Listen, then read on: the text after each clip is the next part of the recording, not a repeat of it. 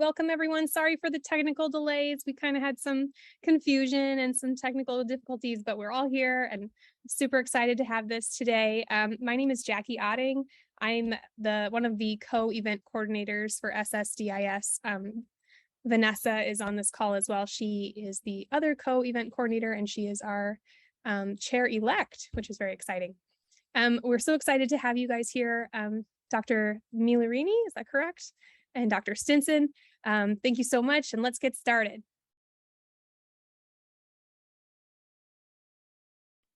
Chelsea, do you want to share the screen? Oh, brilliant. Hi, Ezzy. Hi. Long time no see. Absolutely. Okay, so I think that Chelsea and I have been working together for like many years now. We've done a lot of it. So we're just seem to be spontaneous and have also an aging competition with that at the end. So the title of our presentation is Language, Disability, and Solidarity English Language Teaching.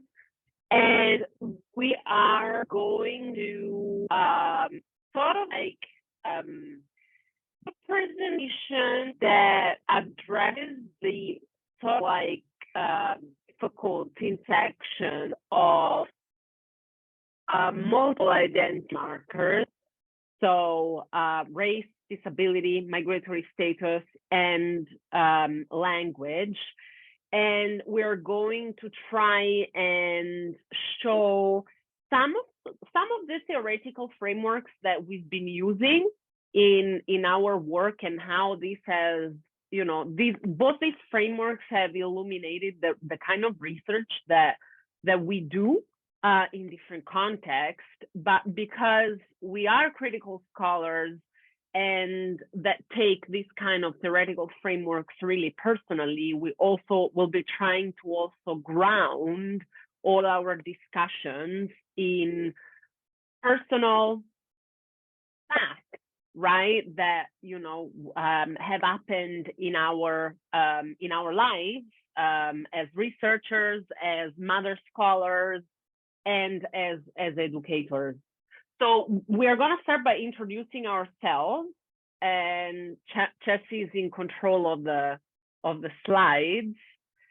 So I am an assistant professor in education studies at the University of Birmingham, and my research has always focused on understanding the limits of inclusion for young students who live at the intersections of language, of race, of migratory status, and disability, and how often disability and special educational needs have been misused for this particular group of students. And I've done research in the United States and in Italy, where I'm from, and in the UK at the moment.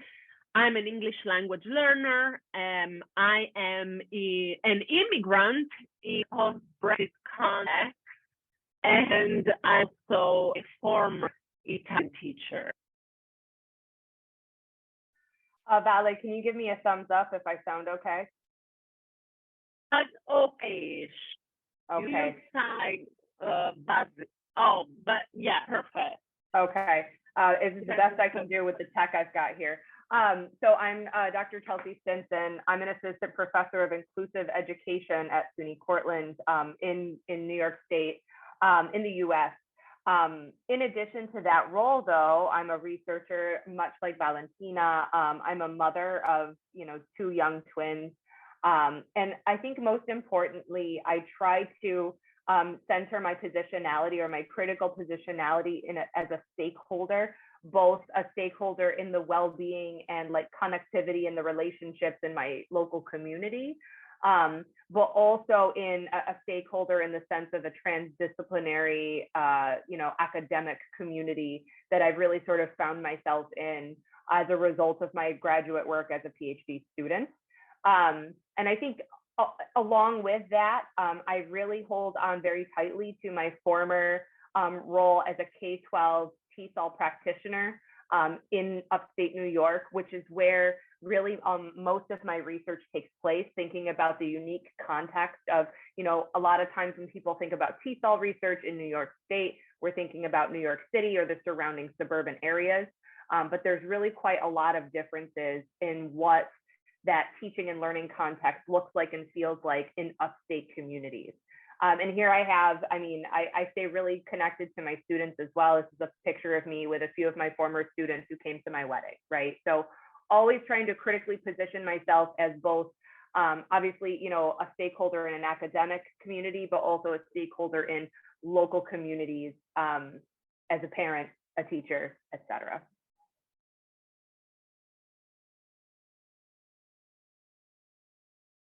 So the first sort of vein of our conversation today is going to be about the crossroads of language learning, disability, and race in education.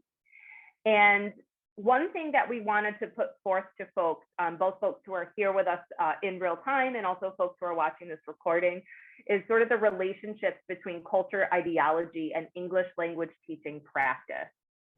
So and I think that having done my undergraduate work in TESOL, I know that we do a lot of work around cross-cultural understanding and intercultural learning and identity work and all of that.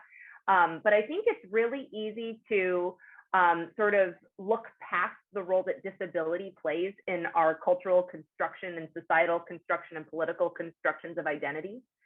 And what we as English language teachers believe about disability and what we believe about language really determines how students are educated and labeled. And that includes English language learners who are our students in K-12 context, who might have identified disabilities already, or who we might suspect as having a disability, right?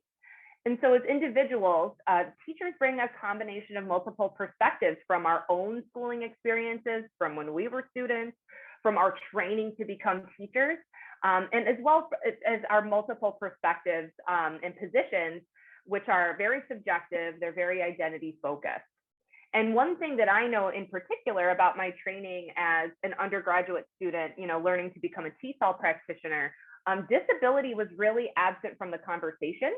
And I know that in the last 10 years, teacher training curricula have definitely changed to consider the intersectionality of disability and language learner status, but it's still really not quite sufficient. But at any rate, we also bring to our work biases and assumptions about certain categories of students, communities, and success. So this is where sort of the ideology and culture relationship comes into play, right? So in terms of culture, we have the shared practices, values, and knowledge around a variety of social identities, right? And we become a part of cultural groups and cultural spaces, both through our own heritage, but also when we step foot into a school to become a teacher there, right? Because we know that institutions have their own cultural knowledge systems and values. That can affect our own ideology or our own belief systems. And because culture is something that's really dynamic and something that can be cross-pollinating and changes across context and over time, our own ideologies contribute to the cultural knowledge base, both the cultural knowledge base of our heritages, but also in the institutions where we end up working as teachers. And again, I'm pretty sure that most TESOL practitioners or English language teachers are very well versed in this dynamic role of culture and ideology. But I think that disability, because it's such deeply rooted, subtle cultural knowledge, and across is in certain forms of disability or certain conceptualizations of disability are maybe considered taboo or impolite to discuss. Sometimes we're not really as willing to grapple with that on a day-to-day basis, unpacking our assumptions around what is disability, how is it identified, and that sort of thing. Conceptualizing, we use this term emergent bilinguals labeled as disabled in our research, but also English language learner to reflect the policy context in which we work, as well as migrant students, right? So when we're conceptualizing these broad categories of students, it's really important to center the ways that racism, linguicism, and ableism are mutually informing or reinforcing in the construction of these categories.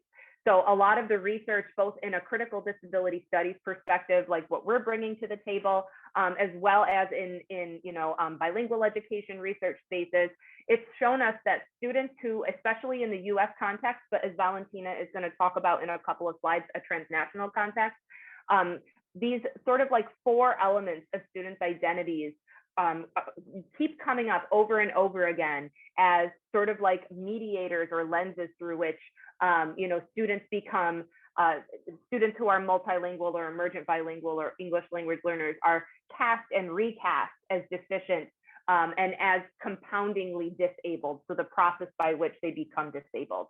We see their migratory status being used as a lens through which we view their deficiency, their languages, their abilities, and their race. And none of these are happening one at a time. These are all compounding and intersecting and contributing to this multi-layered sort of reconceptualization of who these students are. And the problem with this reconceptualization is it doesn't necessarily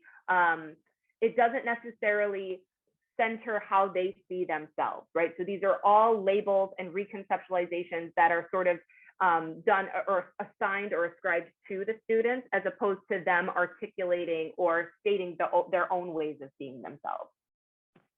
So one of the primary ways that might be very familiar to the folks who are viewing this, one of the primary ways we understand this issue in educational research is disproportionality. And it's, in other words, it's a really common metric for measuring inequity when we're talking about the education of students labeled as English language learners.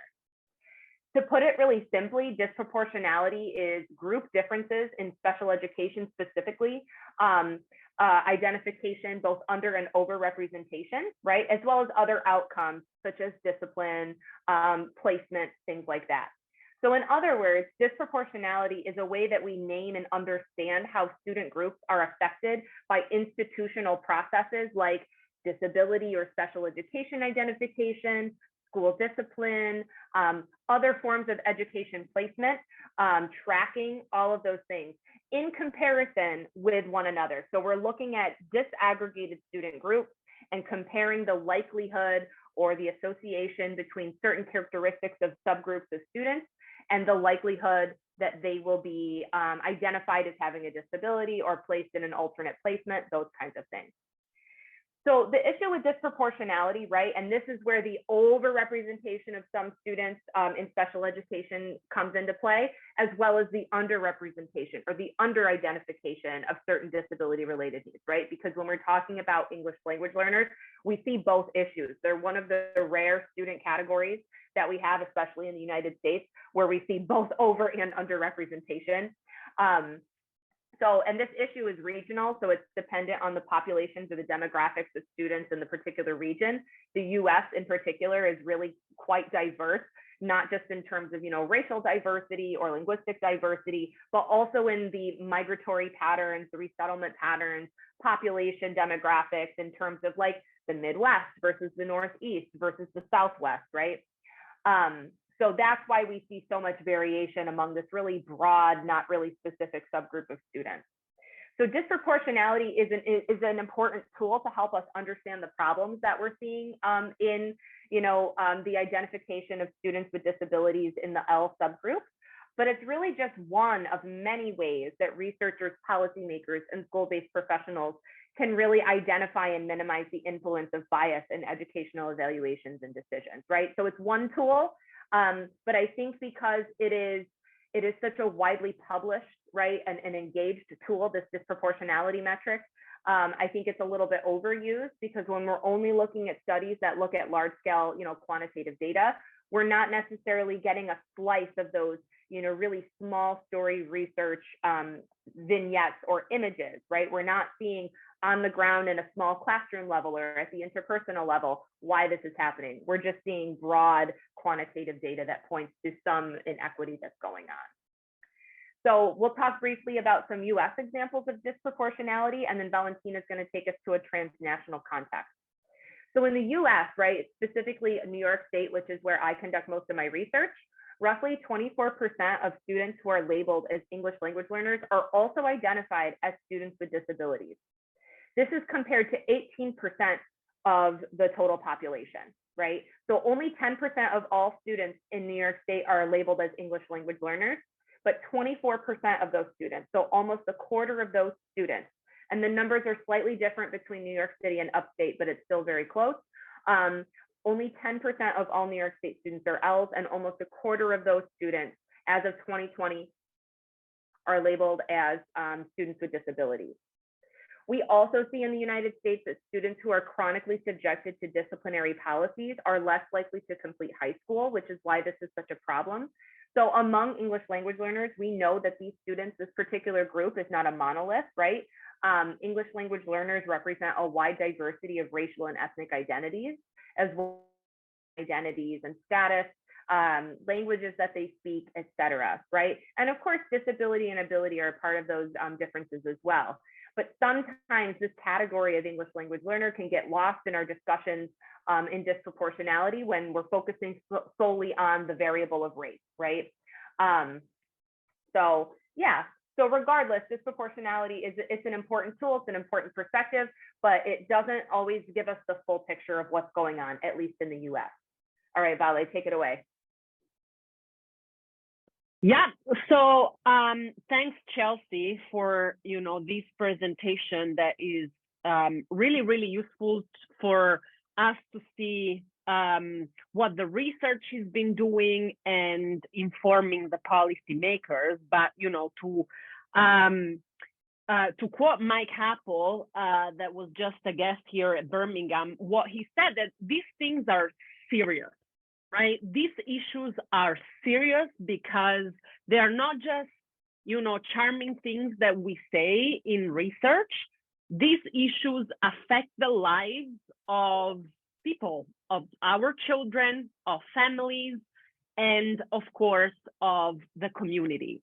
And so I am going to offer you at this point an example of what has happened to me to open up for a transnational perspective. So I'm going to tell you the story of what has happened to me and my son when we entered in post-Brexit, and I want to emphasize post-Brexit Britain or England, to better put it, and what I had to advocate for in response to what I got from his teacher.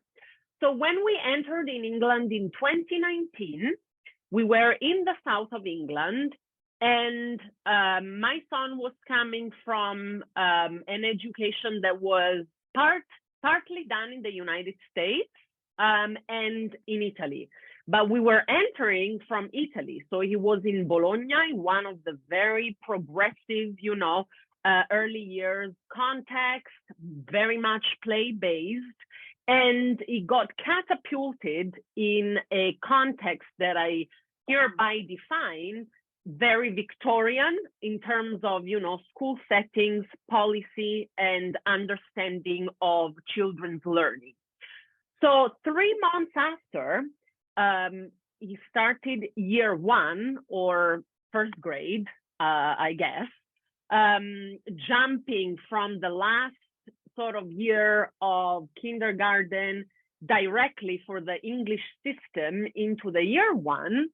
So 3 months after, he had to do this incredible jump, not just in language and culture, but also in development and learning development. His classroom teacher, who I identified as English, white, and monocultural and monolingual, in a classroom that had quite a few diverse students, she called me in at the end of school to quickly show me few documents containing consent forms for a referral of my son to a speech and language therapist. And of course, she didn't have any idea of who I was, what my profession was, what my research is, and so on and so forth. And so I smiled and I said, that's interesting. What is the problem? And she said, your son has a problem of syntax. And I'm like, we're talking about year one. We're talking about a child that 3 months before was in a play-based educational setting, because obviously in Italy, we don't believe pedagogically that having children sitting down and doing homework is going to do any good for their long-term achievement. And there is research saying that. So anyway, she said that on top of the fact that he had to sort of like integrate into the culture, his syntax was not good enough. And she, as the classroom teacher, suspected that there was a language issue. And thereby I said, okay, I will talk to the speech and language therapist, especially because she refused to show me Gabriel's writing. And then again, it tells, I think, a lot of how, you know, certain teachers operate. But anyway, I went to the meeting with the speech and language therapist, and the speech and language therapist was, you know, having a lot of appointments with a lot of Bangladeshi mothers who, of course, were there not by coincidence, because that's how language gets often, you know, used as a weapon to actually push certain children into disability categories that then, you know, are very difficult to exit from. So anyway, it took me about 20 minutes showing the speech and language therapist a bunch of academic articles around the research that I as well have been doing to actually tell me, well, actually, you know, given this evidence, there is probably no point in testing your child, because we actually don't even have testing material that would actually be realistic for the English level of your child. So then they're finished, but every year, until when we moved to a much more progressive school, a much more progressive city, that was the kind of push that teachers were doing to my son. And I'm going to share even another funny, you know, interesting aspect of that experience. It wasn't just the language, it was the intersection of language and race specifically, because he used to be in classes with 2 Sweden children that were just arrived from Sweden when we arrived from Italy.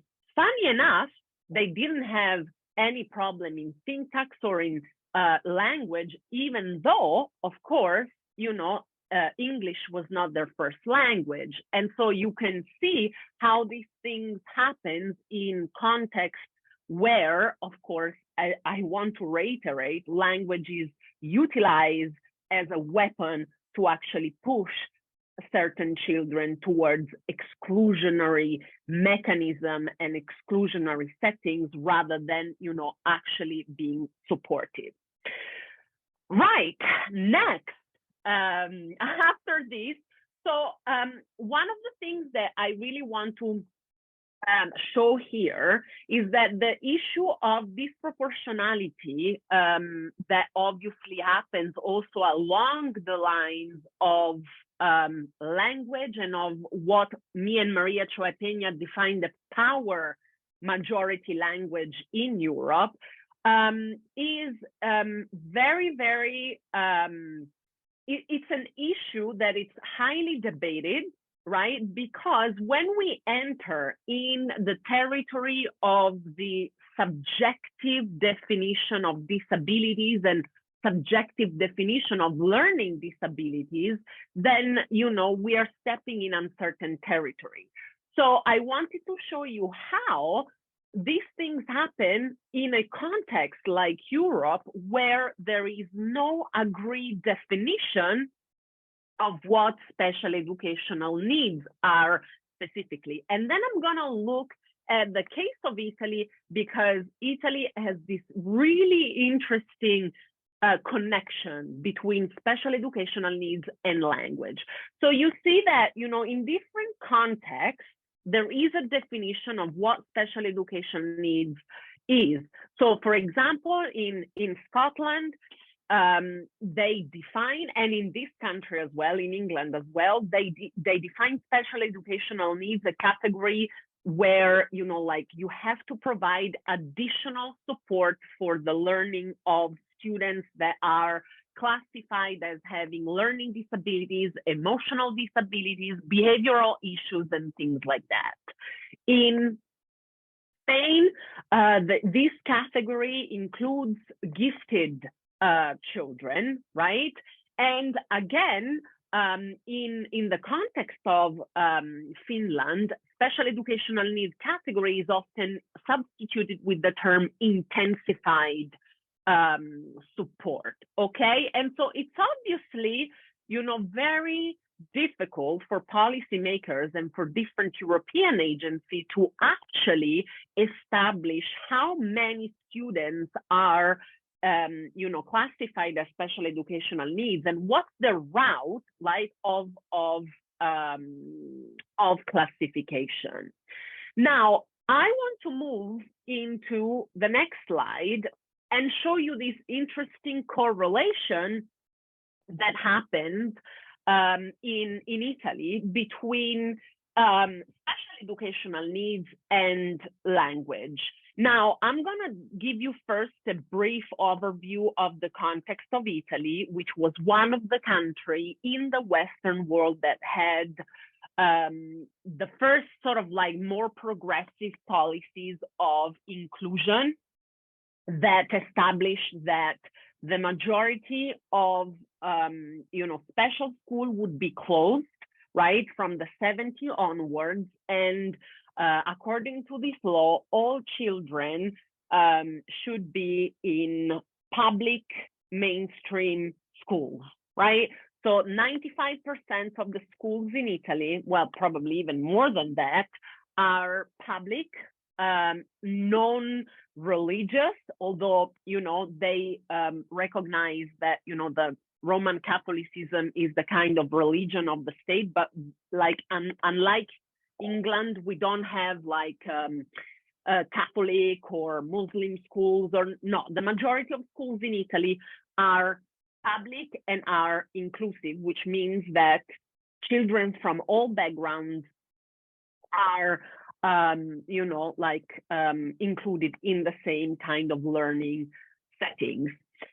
And this has been since 1971. Now, interestingly, as I've argued in my work, because of the high number of migrant students that obviously because of, you know, the laws that we have are pushed in mainstream classroom, in 2012 and 2013, the Italian government published the so-called special educational needs policies, introducing these macro categories of special educational needs and socio-cultural background and socio-cultural disadvantage, difference in culture and difference in language are aspects contained in this macro category of special educational needs.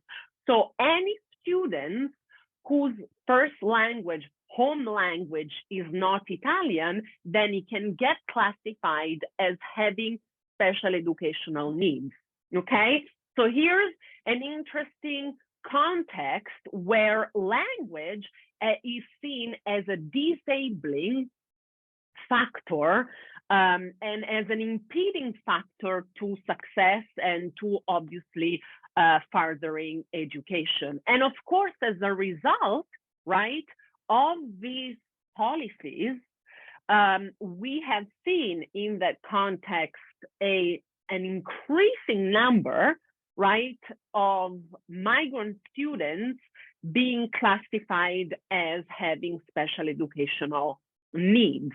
And obviously, you know, like when working with classroom teachers in the past, you know, 3-4 years, they often use this label, right, in the hope to get further support for the students in the mainstream classroom.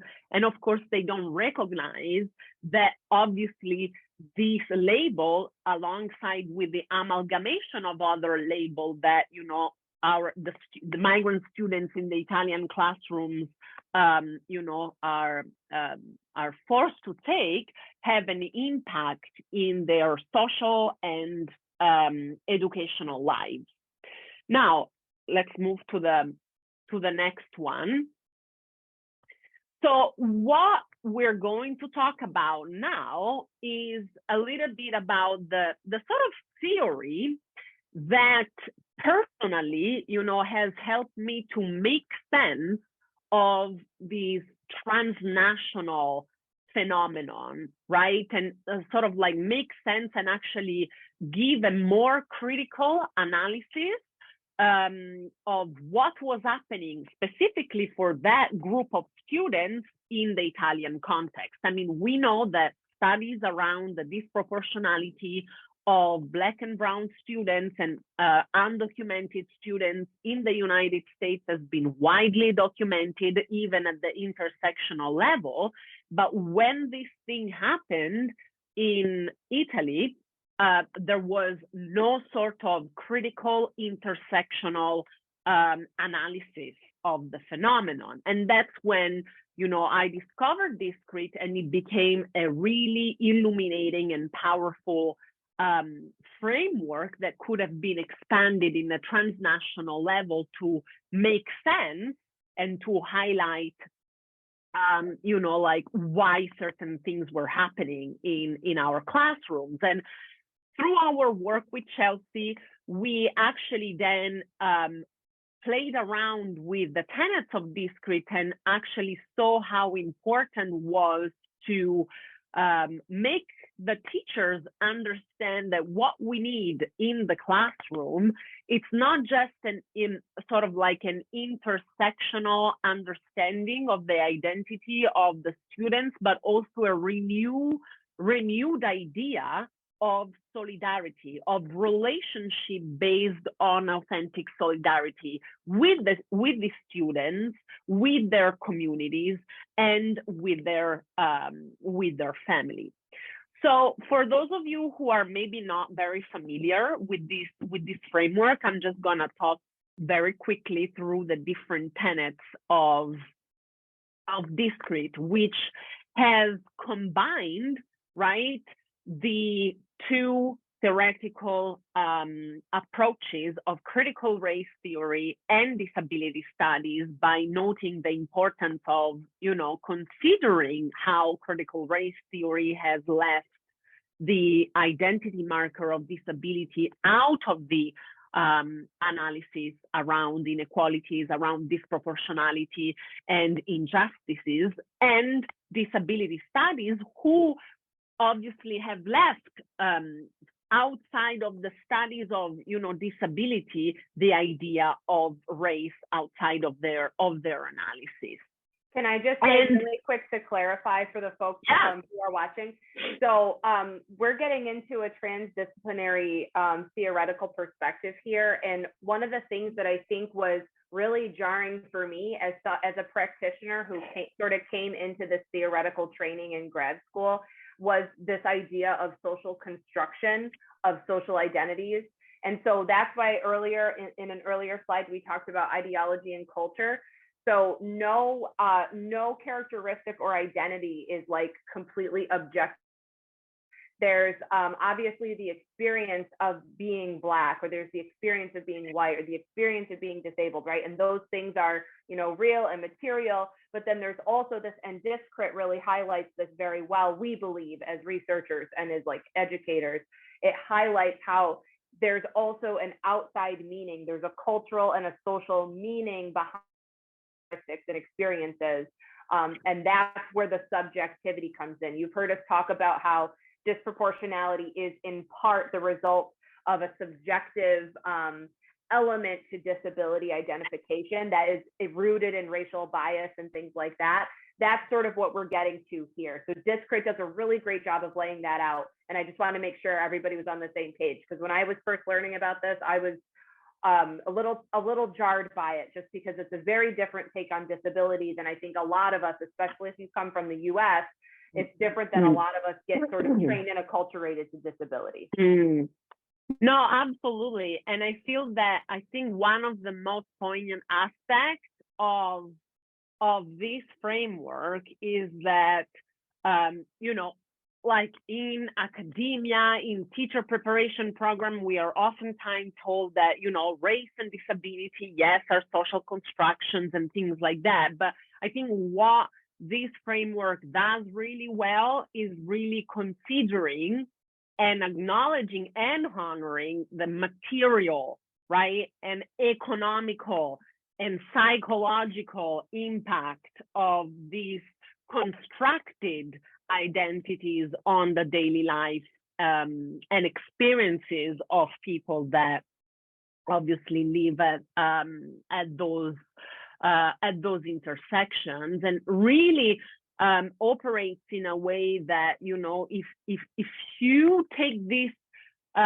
theory sort of like personally, then you understand that, as a researcher, what you have to do is like being a secretary of marginalized population, in that you are reporting their experience and you're using your position to sort of highlight and let their voices speak for themselves. And of course, as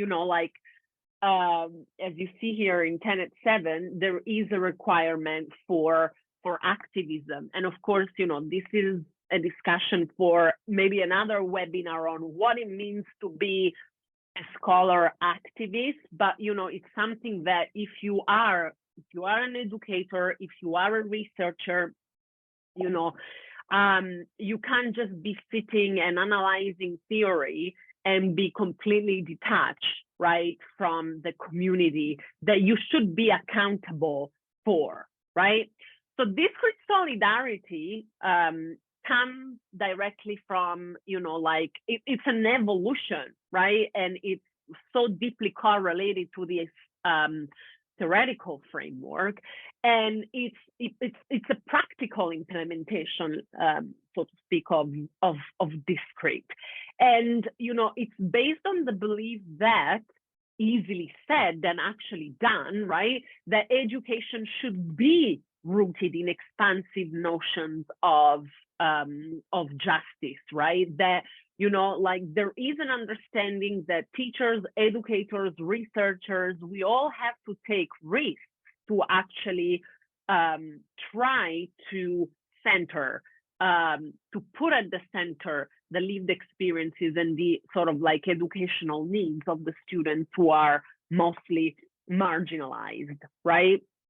And mostly, what I think it's important is that DisCrit really pushes us to consider marginalized students, families, and communities as valuable members of, the school community, of our society. They are often absent, right, from decision making. And so DisCrit pushes us to think about ways in which we could put them at the center and create space for them.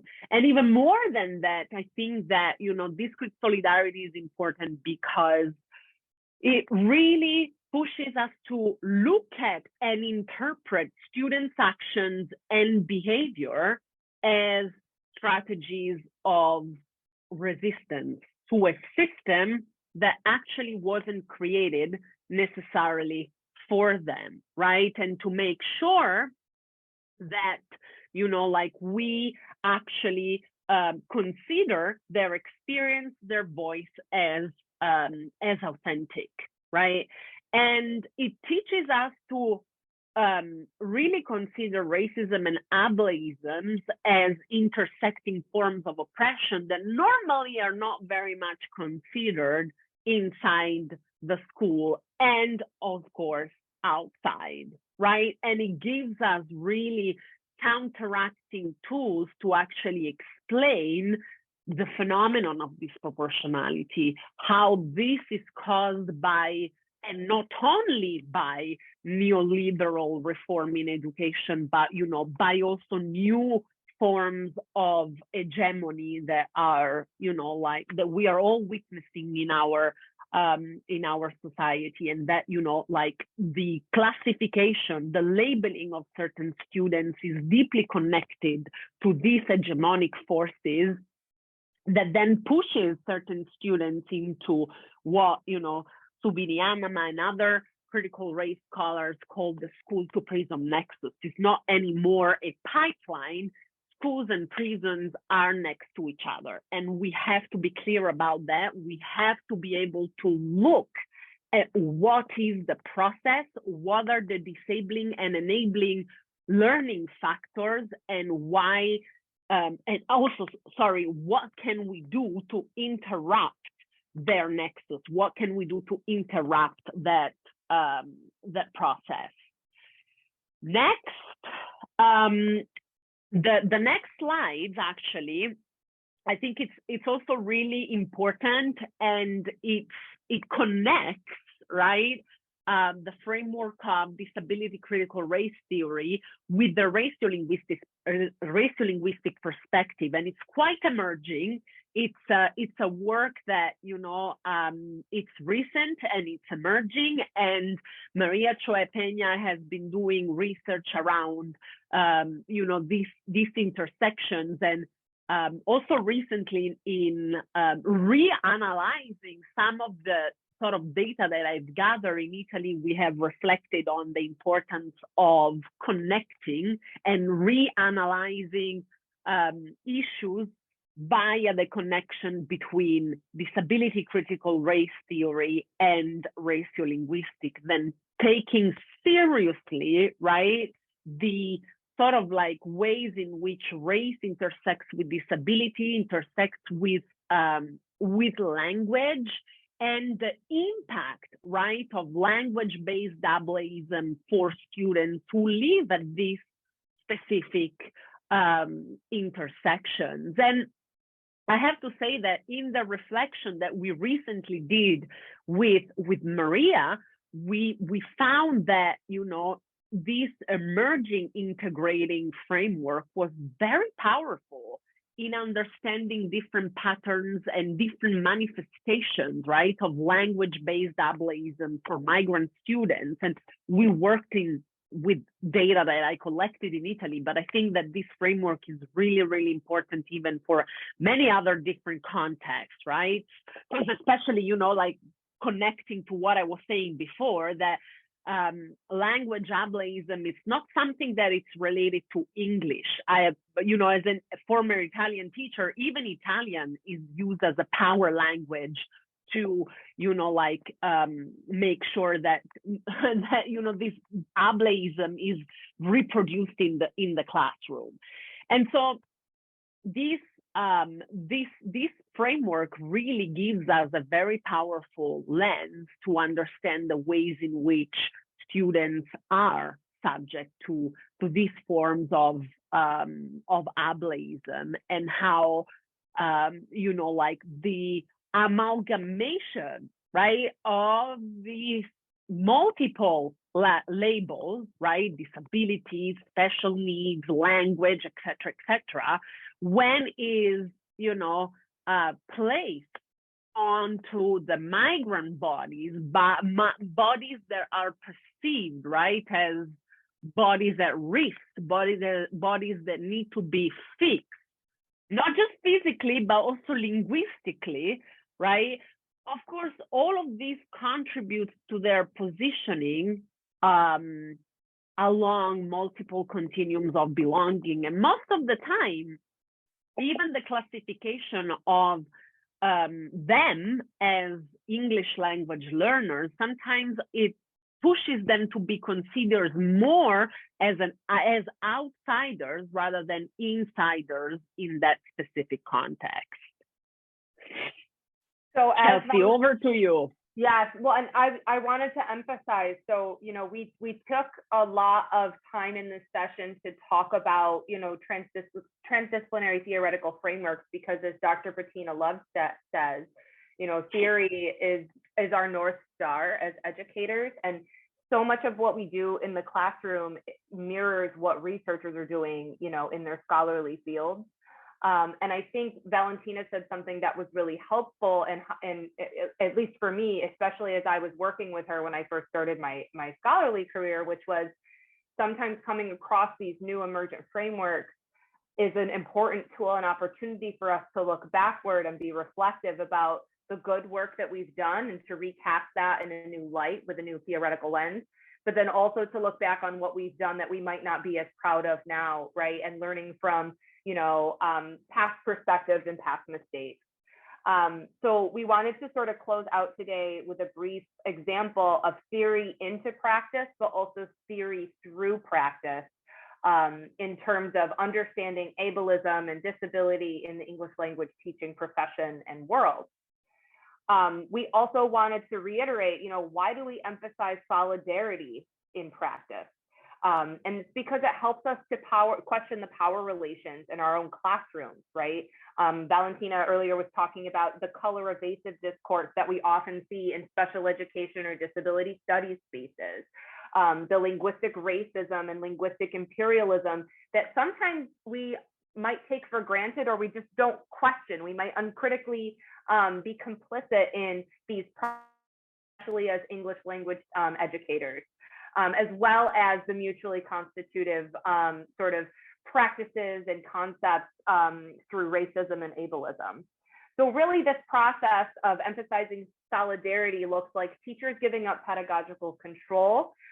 It looks like students and families sharing in decision making, and it looks like this construction of students as threats to traditional classroom order. And I think folks who are watching this who work in service of students labeled as English language learners, who are educated in predominantly non-multilingual or monolingual spaces, this will resonate with them, right? Often when students who are multilingual and learning to acquire English when they're thrust into monolingual classroom spaces where English is the power majority language, inadvertently, and I guess a different word would be explicitly and implicitly, they are constructed as threats to like the status quo or threats to the natural order of the classroom. They're seen as different. Their bodies and brains and their languages are marked as different. And these processes that are part of a solidarity perspective or DisCrit solidarity can be really powerful in helping us name what we see happening and then to take action to disrupt it. So one thing that Vale and Maria Choi Pena and I have been working on is thinking about how DisCrit and the critical disabilities ratio-linguistic perspective solidarity practices can be enacted through translanguaging, which is a really promising sort of area that our field in TESOL is heading towards. And so for those who don't know, you know, translanguaging is a lot of things. It's a strategic process, it's a theory of language, and it's pedagogy. And it addresses the linguistic practices and mental grammars of multilingual people. So it's really transforming our thinking about these strategic language processes as more than just code switching or code mixing.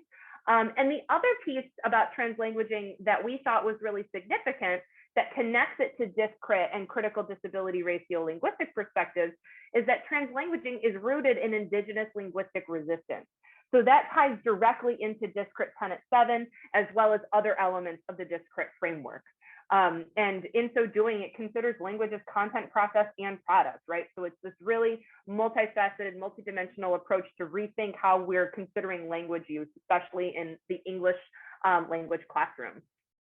So the tenets of translanguaging classroom practice, at least in our perspective, is primarily, you know, the disrupting of teacher control of language use in the classroom. So it decenters the primacy of the power majority or dominant languages, such as English or Italian, as well as language modalities. So in most classrooms, oral and oral, so like speaking, basically speaking and listening are the primary means or the primary modalities of communication. But what do we do when we have a student who's an English language learner who also has complex communication needs as a result of a disability where they don't have reliable oral speech? So often those students who might be typing to communicate or using a picture board or a letter board to communicate are left out of classroom activities that are designed to support and augment students' listening and speaking skills. Translanguage in classroom practice also acknowledges and combats negative assumptions of students' capacity for multimodality multilingualism, right? So thinking about how our students who, again, as a result of their disabilities, might not be able to communicate in the same ways that most folks in the classroom are, right? Thinking about how can we expand our notion of multimodal communication across the multiple languages that the child speaks or that the child needs to have access to. And this sort of ties into the presumption of competence that's not contingent on students' compliance or their communication modality or their education level, meaning we offer communication access and opportunities first before we make students prove that they can actually do it. It values the idiolect and the deployment of linguistic repertoire for all communicators. So that means, again, for students who might have disabilities that affect their ability to speak or listen or hear or anything like that, we're thinking about translanguaging across the lexicon and across the modality of communication, because we also know that students with disabilities who have complex communication needs have a diverse repertoire of communication strategies outside of just oral speech or sign language or using a communication board. It also positions school-based professionals as communicative learners and partners alongside students and families.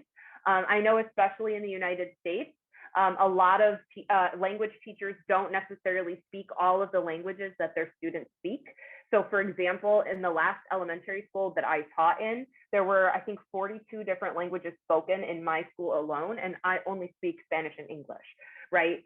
So this perspective would really guide me in recentering myself as a language learner alongside my students, many of whom spoke 3 or 4 or even 5 languages that I was not proficient in. So what does this look like? We've talked a lot about theory, and we've talked a lot about how theory can provide frameworks and like ideas for our practice. So in practice, this looks like planning for the students with the most complex needs first.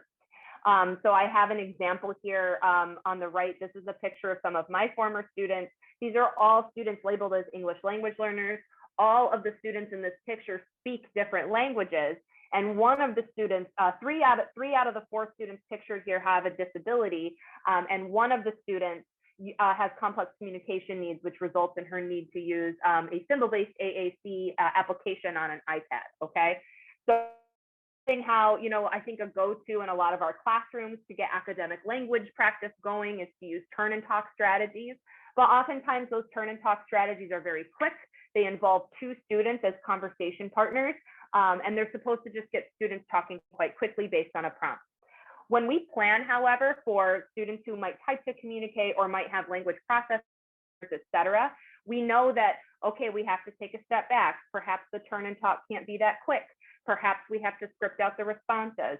Perhaps we have to increase the number of conversation partners so that we maybe have an A, B, and C structure so that the student who is the C partner has time to type out their response and then hit play on their response. Because we know that folks who type to communicate or use multimodal communication strategies in general produce fewer words per minute than people who are using oral language, especially if you're from the Northeast United States. We speak pretty fast, right?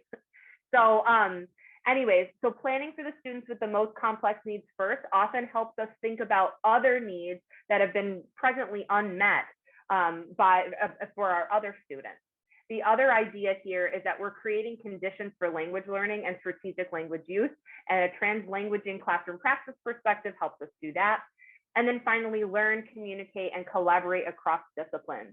So having conversations like this one, where we're having, you know, transdisciplinary conversations, building theory into and through practice together, is really how we're going to have the best outcomes for our kids and for our families. So really, you could break this down into 3 sort of tenets. It's choice, explicit structure, and practice. So varying supports and activities, having flexible groupings and pairings, and building in lots of opportunities for low-risk participation. This can also help us as teachers pause and question sort of, okay, why might I be suspecting disability here? What sort of assumptions or cultural knowledge around disability is maybe mediating my perspective of how a student is performing? So really varying supports and activities, changing up groupings, and offering students lots of opportunities to participate in ways that don't make them feel nervous or raise that affective filter can help us, it can give us that pause and additional information about how our students are doing. In terms of explicit structure, it's not just students with disabilities who benefit from things like this, as well as our English language learners, right? A wide variety of students, whether they're labeled or not, benefit from explicit structures. This includes modeling procedures, building trust through authentic connection, affirming, modeling, and highlighting strategic language use, including from multimodal communicators, and then providing consistent success criteria so that students know that they did the right thing. And then practice, wait time, repetition. These are all common tools in the English language teacher's toolkit.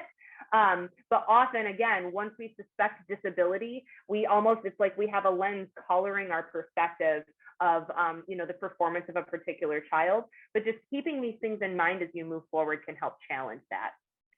I have just a quick, I know we're out of time, but I did have a quick just example of a story. So this is a student of mine. I had him for 3 years. He was labeled with autism, and he was also constructed as a non-speaking student. The only oral communication that they thought he had was the echolalia, meaning he would repeat rote words and phrases that he had heard before over and over again. I got to know the student, started doing home visits, and he would use his echolalic speech, but we were teaching him how to communicate using an iPad app. But when on one home visit, I overheard him speaking using his quote unquote echolalic speech on FaceTime with an older woman. And I asked his mother, is the student, is he talking to his grandmother? And she says, oh yeah, she's been meeting with him regularly to try to get him to speak Chin. And so I heard him saying all of the speech sounds and vocalizations. And I said, is he speaking Chin right now? And the mom said, yes.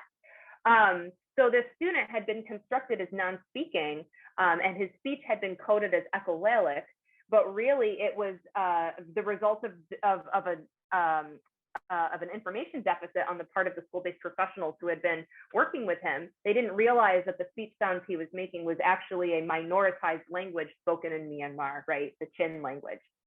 So that's just an example of how, translanguage in classroom practice, DisCrit solidarity, these frameworks, although yes, they're very theoretical and critical, they sort of humble us and help us recenter ourselves as learners alongside our students in ways that I think are really quite powerful. And this story is just sort of an example of that.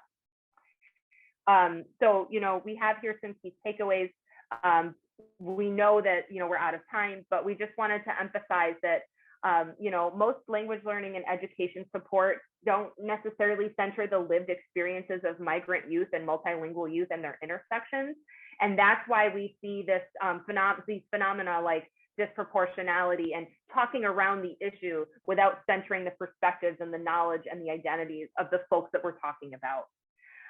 As such, inclusion is often co-opted, and it hinges on the compliance and assimilation of youth into monolingual and monocultural education systems. And therefore, we really need DisCrit and the related transdisciplinary theoretical frameworks that are coming out of our research to inform our teaching practices, and to not just sort of fall into the neoliberal demands of the day-to-day life of being a teacher in schools, not just in the US, but globally. So thank you for your patience. Valentina, did you want to say anything else before we conclude? No, just really re-emphasize the notion of this idea that, because we have to be clear that we are in epistemological wars around the idea of inclusive education, and that, in very many contexts, inclusion and inclusive education is often co-opted. So I think that what these frameworks do is really help us to actually not fall into the trap of, thinking of an idea of inclusive education as, co-opted only to guarantee the academic success of students. Thank you so much. Yes, thank you, everybody.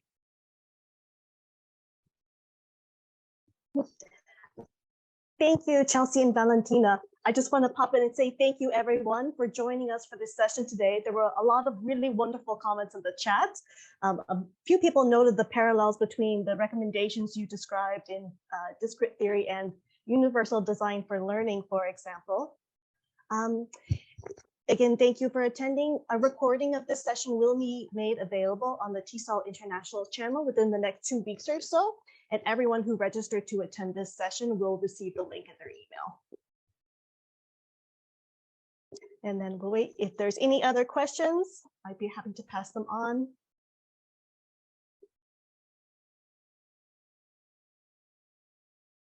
Oh, just a lot of thank yous. Thank you again so much for this webinar and this important topic. And please note that we will have these presenters with us again at the TESOL 2023 convention. So if you are able to attend, please join us then. And we'll be posting more of that on our social media. Thank you, everyone.